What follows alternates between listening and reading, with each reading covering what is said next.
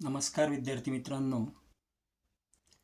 आजच्या तासाला आपण मोनोहायब्रिड क्रॉस ही जी संकल्पना आहे, ही संकल्पना आपण स्टडी करणार आहोत. आत्तापर्यंत आपण 21 संकल्पना किंवा 21 कन्सेप्ट स्टडी केल्या.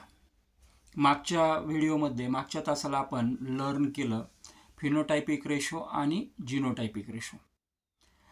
इथून पुढच्या तिथपर्यंत जे होतं ते जेनेटिक टर्मिनॉलॉजी होती, म्हणजे सगळ्या मूलभूत फंडामेंटल जेनेटिक कन्सेप्ट होत्या की ज्या तुम्हाला कायम, तुम्ही मेडिकलला जा, तुम्ही ॲग्रिकल्चरला जा, तुम्ही प्लेन BSc करा, तुम्ही बायोटेक्नॉलॉजी करा, कोणत्याही कोर्समध्ये ह्या basic concept, basic genetical terminology ही अत्यंत महत्त्वाची अशी टर्मिनॉलॉजी आहे.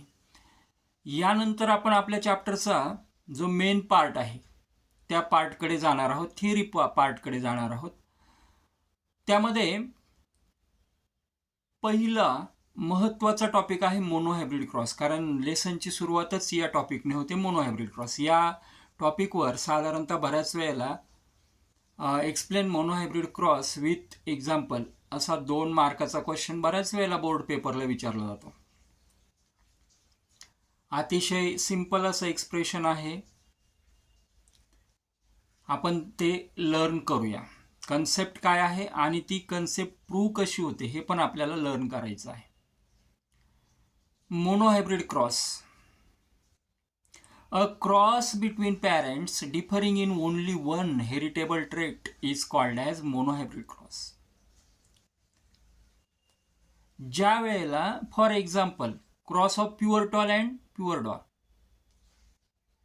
Only one heritable trait, height of the stem हे कॅरेक्टर घेतलं, त्याची ट्रेट आहे, टॉल पण आहे त्याच्यामध्ये आणि त्याच्यामध्ये त्याचं कॉन्ट्रास्टिंग कॅरेक्टर डॉर्फ पण आहे.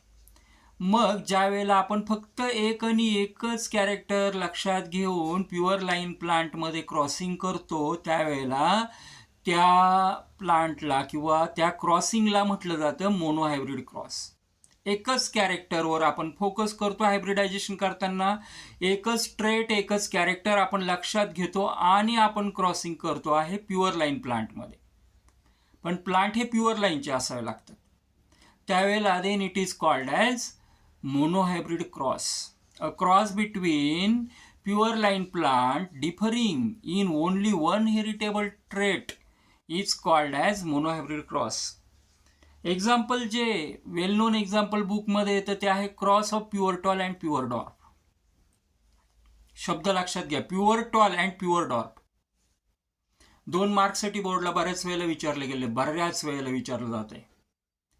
आणि म्हणून याला मॅथमॅटिकली याचं जे एक्सप्रेशन येतं ते प्रूव्ह कसं होतं, तर मग आपण त्यासाठी काही बेसिक कन्सेप्ट आपल्याला इथं मांडणी करताना लक्षात घ्यावं लागणार आहे, ज्या बुकमध्ये पण आले.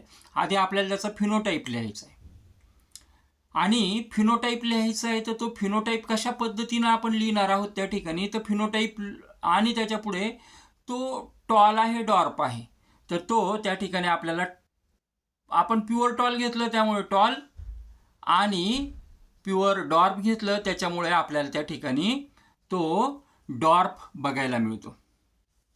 मग क्रॉसिंग करायचं आहे प्युअर टॉल आणि प्युअर डॉर्फमध्ये.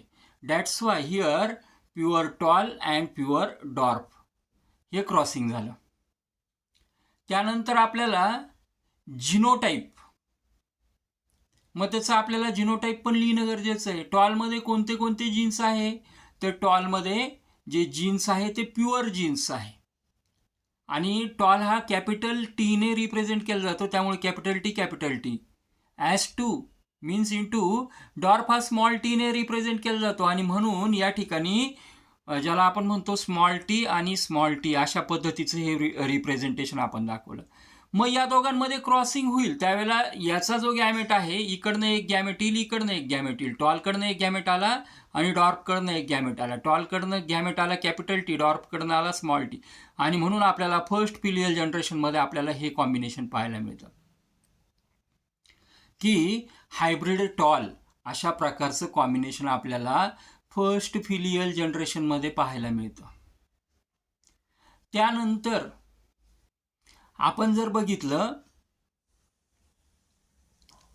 तर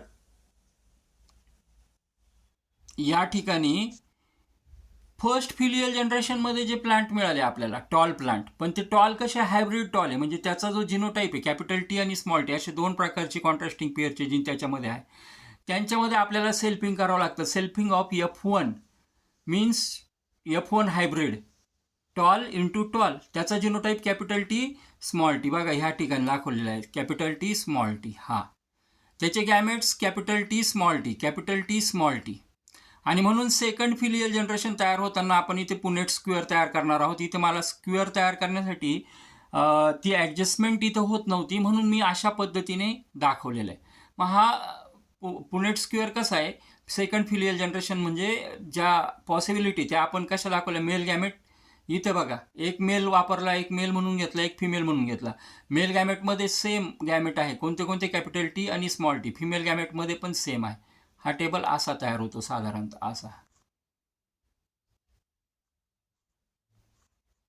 अशा पद्धतीने. मग मेल गॅमेटमध्ये कॅपिटल टी स्मॉल टी. मग आता इथं खाली पण तसं लिहून घेतलं आपण, फिमेल गॅमेटमध्ये कॅपिटल टी स्मॉल टी. आता या दोघांचं क्रॉसिंग केलं, T capital T capital T. कसा आला हा आला आपला पहिला प्युअर टॉल, पहिला आला प्युअर टॉल. त्यानंतर कॅपिटल टी स्मॉल टी, हा दुसरा आला हायब्रिड. त्यानंतर इथं बघा फिमेल गॅमेटमध्ये स्मॉल टी आहे, इकडे मात्र मेल गॅमेटमध्ये कॅपिटल टी आहे, म्हणजे आपलं कॉम्बिनेशन झालं कॅपिटल टी स्मॉल टी. हा तिसरा झाला पुन्हा हायब्रिड. आणि इकडे पण स्मॉल टी, इकडे पण स्मॉल टी, म्हणून हा झाला स्मॉल टी स्मॉल टी. म्हणजेच आपला झाला त्या ठिकाणी प्युअर डॉर्फ, प्युअर डॉर्फ झाला. म्हणजे अशा पद्धतीनं आपल्याला या ठिकाणी जे आहे ते सगळं बघायला मिळतं. बघा, इन दिस वे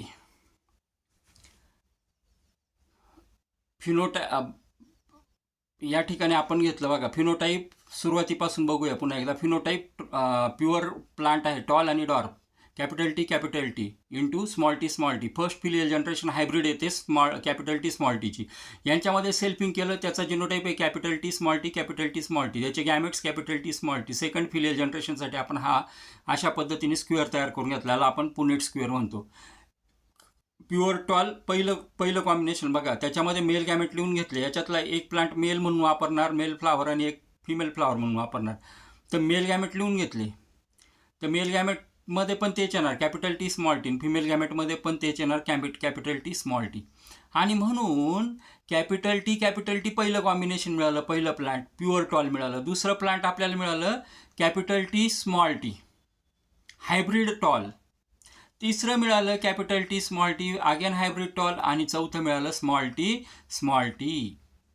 ते सुद्धा कसं मिळालं आपल्याला, प्युअर डॉर्फ प्लांट मिळाला. आणि म्हणून याचा जिनोटायपिक रेशो आला. हे बघा, हे 4 प्लांट आपण इथं कन्सिडर केलेले या ठिकाणी. पुन्हा तुम्हाला एकदा दाखवतो मी पेनने की या ठिकाणी हे 4 प्लांट आपण काय केले, तर हे 4 प्लांट आपण कन्सिडर केले. कोणतं, तर हे पहिलं प्लांट, हे दुसरं प्लांट, हे तिसरं प्लांट आणि हे चौथं प्लांट. पहिला रेशो मिळाला कॅपिटल टी. दॅट्स वाय एक मिळालं जिनोटाईपमध्ये प्युअर टॉल. 2 मिळाले कॅपिटल टी स्मॉल टीचे, म्हणजेच हे आणि हे कॅपिटल टी स्मॉल टी. 2 कसे मिळाले, तर हायब्रिड टॉल मिळाले. आणि शेवटचं एक मिळालं की स्मॉल टी. बघा हे तर ते कसं मिळालं, तर आपल्याला प्युअर डॉर्फ मिळाला. आणि म्हणून त्याचा फिनोटायपिक रेशो काय, 1 pure tall, 2 hybrid and 1 pure dwarf, म्हणजेच 1:2:1. आणि जिनोटायपिक रेशो काय, तर 3:1. म्हणजे अशा पद्धतीनं आपल्याला या ठिकाणी मोनोहायब्रिड क्रॉस हा अतिशय महत्त्वाचा जो टॉपिक आहे, अतिशय महत्त्वाचा असा जो पॉईंट आहे, हा पॉईंट आपल्याला स्टडी करायचा होता. A cross between parents differing in only one heritable trait is called as monohybrid cross. फक्त एकच कॅरेक्टर कन्सिडर केलं जातं. अतिशय सोपं सिंपल असं मॅथमॅटिकल एक्सप्रेशन. व्यवस्थित वाचा, व्यवस्थित ऐका, 4 वेळेला ऐका, व्यवस्थित ही कन्सेप्ट तुमची क्लिअर होईल. Thank you to all of you. Thanks.